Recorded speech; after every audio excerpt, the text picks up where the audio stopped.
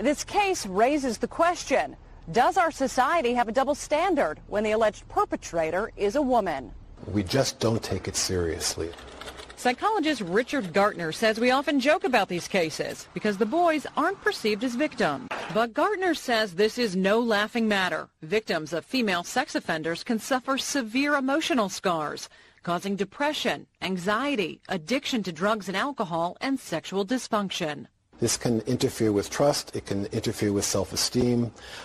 It can go beyond relationships that are love relationships. There can be all kind of authority problems, for example, because this is an authority that abused him. Step aside, please. Let us. Once an underreported crime, cases of female sex offenders now make regular headlines. There is a double standard. Women can get away with it. Well, the chickens are coming home to roost. The pussy pass has become so prevalent that two mothers cannot even get the police to arrest a sexual predator who sent nude photos to their sons. The mother admits she exchanged nude photos with a teenage boy, but she's never been arrested for it. 4029 wanted to know why. In a story you'll only see on 4029, hear from the parents who say their boys are victims and the woman who's behind the controversy. Two Mansfield mothers are demanding answers. They say the Mansfield police chief notified them that 40-year-old Krista Holmes was texting high school boys and their children were involved. She was asking the boys for nude photographs of themselves. She was sending nude photographs to the boys as well. She would go after the weakest of the boys with broken homes, the new ones in the area. They say Krista Holmes is preying on young high school boys. She is a predator, and she's the worst kind of predator. She's a mother, and she's taking advantage of young boys.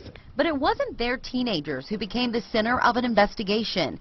It was a different 16-year-old boy. An incident report obtained by 4029 News shows the Scott County Sheriff's Department started investigating allegations of inappropriate text messages between Holmes and a teenage boy. In this incident report, Krista Holmes admits to sending nude pictures of herself to a 16-year-old.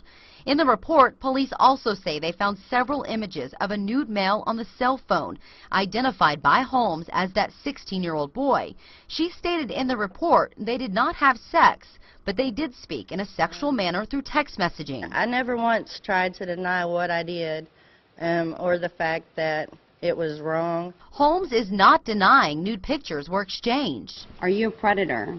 No, ma'am, I'm not. Have you ever had sex with any of those boys? No, ma'am, I have not. There were pictures exchanged. FBI did say that they believed that I had, but I have not. The investigation was enough to ban Holmes from the school. 4029 News also obtained this letter from the Mansfield School District Superintendent. It states Holmes is no longer allowed to be on any Mansfield School District campus or any district property at any event, whether school-sponsored or community-sponsored. However, during school hours, it states, you will be allowed to report to the school campus office area only. And if you need to pick up your children after an event held on the Mansfield High School campus, you will need to park in front of the high school area, in front of the flagpole.